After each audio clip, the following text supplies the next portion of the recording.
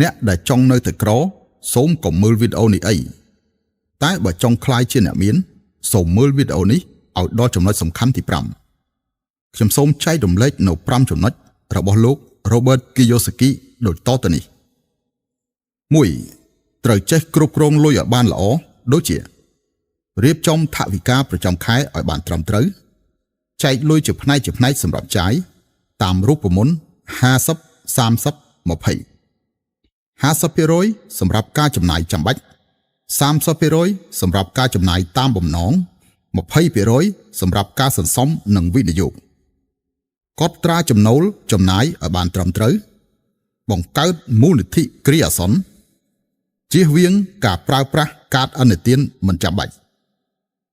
2. ត្រូវយល់ដឹងផ្នែកហិរញ្ញវត្ថុដូចជាយល់ពីលំហូរសាច់ប្រាក់ cash flow ចេះវិភាគរបាយការណ៍ហិរញ្ញវត្ថុមូលដ្ឋានយល់ដឹងពីអត្រាការប្រាក់និងអតិផរណាចេះគណនាចំណេញខាតយល់ពីហានិភ័យហិរញ្ញវត្ថុចេះរៀបចំផែនការហិរញ្ញវត្ថុរយៈពេលវែង 3. ត្រូវចេះបង្កើតប្រភពប្រាក់ចំណូលឲ្យបានច្រើនយ៉ាងដូចជាប្រាក់ខែពីការងារពេញម៉ោងប្រាក់ចំណូលពីការងារក្រៅម៉ោងប្រាក់ចំណូលពីអាជីវកម្មផ្ទាល់ខ្លួន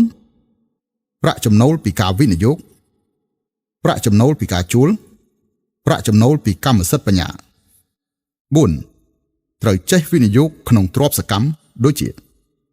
វិនិយោគក្នុងការអប់រំនិងជំនាញថ្មីៗ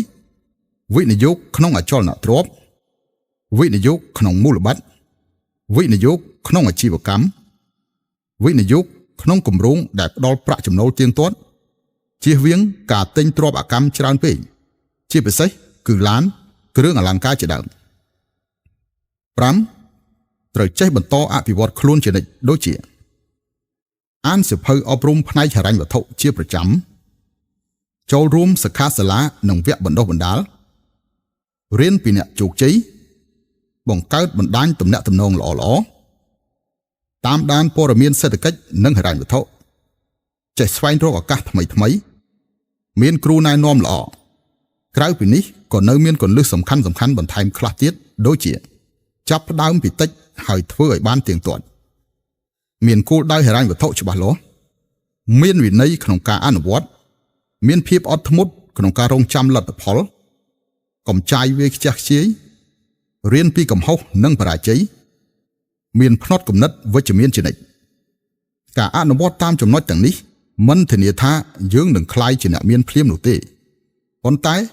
វានឹងជួយឲ្យយើងមានលទ្ធភាពកាន់តែច្រើនក្នុងការបង្កើតទ្រព្យសម្បត្តិនិងសម្រេចគោលដៅហិរញ្ញវត្ថុរបស់យើង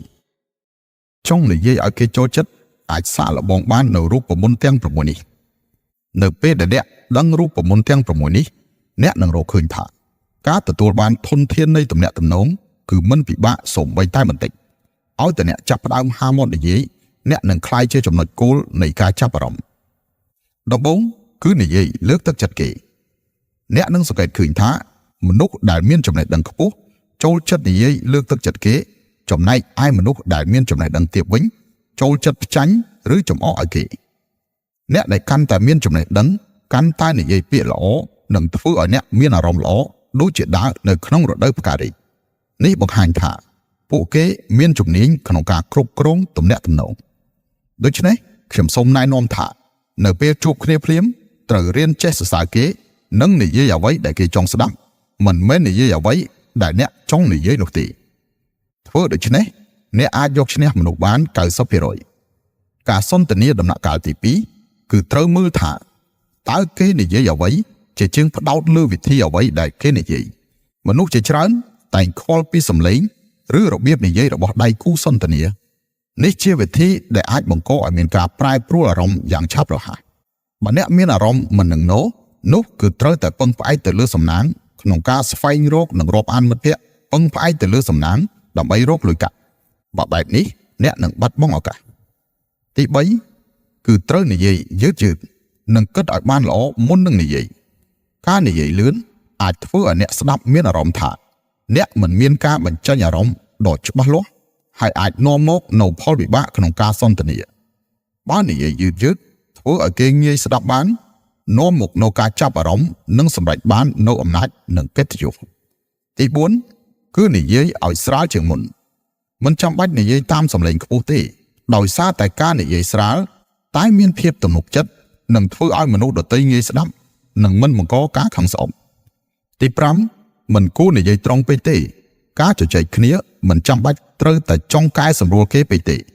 បើមិនមានប៉ះពាល់ដល់ផលប្រយោជន៍របស់អ្នកគ្រាន់តែទុកឲ្យគេសប្បាយទៅបានហើយដោយសារតែពេលដែលអ្នកធ្វើឲ្យគេសប្បាយគេនឹងចាប់ផ្ដើមចូលចិត្តអ្នកហើយអ្នកនឹងទទួលបានការគាំទ្រទី6គឺត្រូវរៀននិយាយឲ្យមានភាពសាមញ្ញមនុស្សដែលតែងតែប្រើពាក្យវិជ្ជាជីវៈគឺអាចនិយាយឲ្យគេពិបាកស្ដាប់ឬចង់បង្ហាញខ្លួនថាឆ្លាតតែការឆ្លាតពិតប្រាកដគឺការបញ្ចេញគំនិតនិងការនិយាយដោយភាសាសាមញ្ញទៅវិញទេរូបមន្តទាំងនេះបើអ្នកអនុវត្តបានរួមគ្នាអ្នកនឹងលើកកម្ពស់វិចារណញ្ញាណទៅកម្រិតខ្ពស់ដូច្នេះ